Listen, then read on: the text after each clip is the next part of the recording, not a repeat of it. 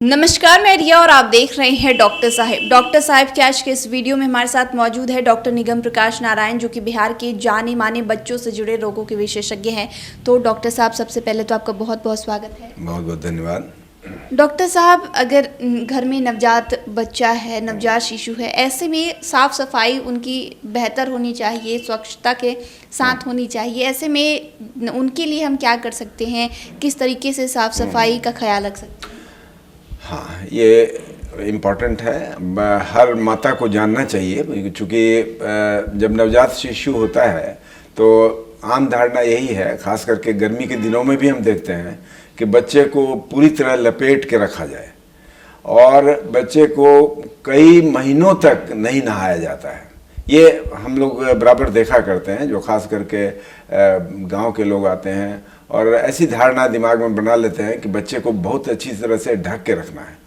तो मैं आपको स्पष्ट शब्दों में बता दूं कि गर्मी के दिन में बहुत बच्चे को लपेट के नहीं रखना चाहिए। लपेट के रखना एक तरह से वो फीवर को निमंत्रण देना है, क्योंकि बच्चे को हीट फीवर हो जाता है। खास करके छोटे शिशु की बात हम कर रहे हैं, 2-3 महीने के अंदर का बच्चा। तो बहुत ज़्यादा लपेट के गर्मी के दिन में नहीं रखना। दूसरा, बच्चे को हल्का सूती कपड़ा पहनाना, और बच्चे को आप पंखे के नीचे भी रख सकते हैं। प्रथम 2-3 दिन के अलावा जब आप बच्चा 2-3 रोज में स्टेबलाइज कर जाए, तब आप उसको पंखे के नीचे भी रख सकते हैं। और अगर बहुत ज़्यादा गर्मी पड़ रही हो और एसी उपलब्ध हो तो एसी में भी रख सकते हैं। उसमें 27-28 का अगर टेम्परेचर हो तो कोई हर्ज नहीं है। तो एक तो ये हो गया। दूसरा, साफ सफाई के लिए सबसे बड़ी बात क्या है कि बच्चे को स्पॉन्ज तो करना फर्स्ट वीक में ही कर देना चाहिए, और स्पॉन्ज करने का मतलब पूरा बदन पोंछना होता है। और जैसे ही नाभि गिर जाए तो 10 से 15 रोज के बाद बच्चे को रोज़ नहलाना भी चाहिए। और नहलाने के लिए कोई बहुत डिटॉल पानी की आवश्यकता नहीं है, बल्कि सिंपल प्लेन वाटर जो है वही काफ़ी सफिशिएंट है। और बच्चे को नहलाने का तरीका है कि बच्चे को पेट के बल लिटाया जाता है, पीछे से पानी छिड़का जाता है और उसको पोंछा जाता है। उसके लिए कोई बेदिंग टब की ज़रूरत नहीं होती है। इसलिए रोज़ नहलाना बच्चे को बहुत आवश्यक होता है, उसके शरीर को निरोग रखने के लिए और उसमें संक्रमण नहीं होने देने के लिए।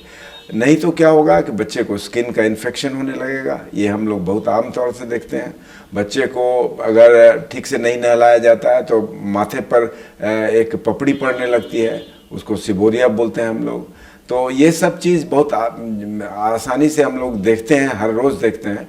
इसलिए ये निर्देश मेरा बहुत इम्पॉर्टेंट है कि बच्चे को प्रथम 10-15 रोज़ तक तो आप सिर्फ स्पॉन्ज कीजिए रोज़, नहीं तो आप जो है उसको रोज़ नहलाइए। 15 रोज़ के बाद ज़रूर आप उसको नहलाइए। और नहलाने का तरीका बहुत साधारण है, आप जैसा बताया गया अभी आपको।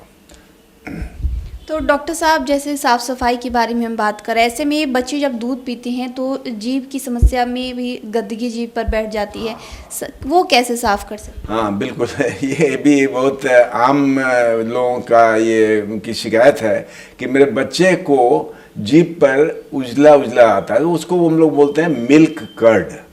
मिल्क कर्ड जो है वो एक कहने का मतलब दूध पीने पर एक मिल्क का एक परत जो है वहाँ पर जम जाता है, जिसको मिल्क कर्ड बोलते हैं।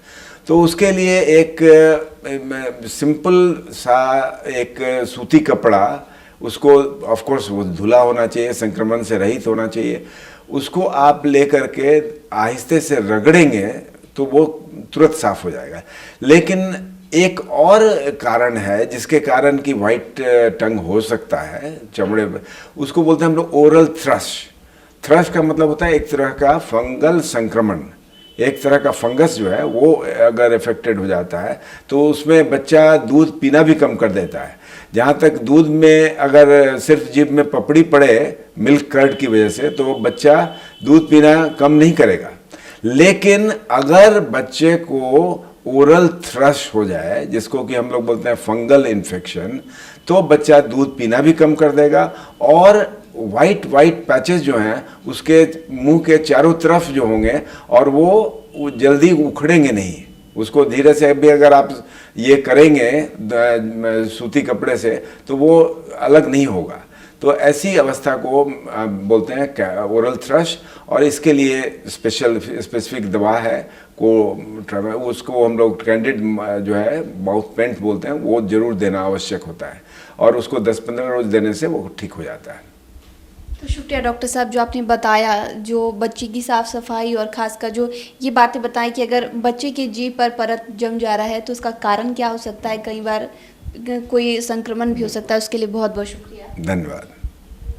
तो आप डॉक्टर निगम प्रकाश नारायण को सुनाए थे, जिन्होंने पूरी जानकारी हमारे साथ बच्चे के साफ सफाई को लेकर साझा की है। इस विषय में आप क्या सोचते हैं, कमेंट कर जरूर बताएं। चैनल को सब्सक्राइब कर ले, फेसबुक पेज को लाइक कर ले, साथ ही डॉक्टर साहब से आपकी क्या सवाल है में कमेंट करिए, मेल के माध्यम से बता सकते हैं। वीडियो देखने के लिए आपका शुक्रिया।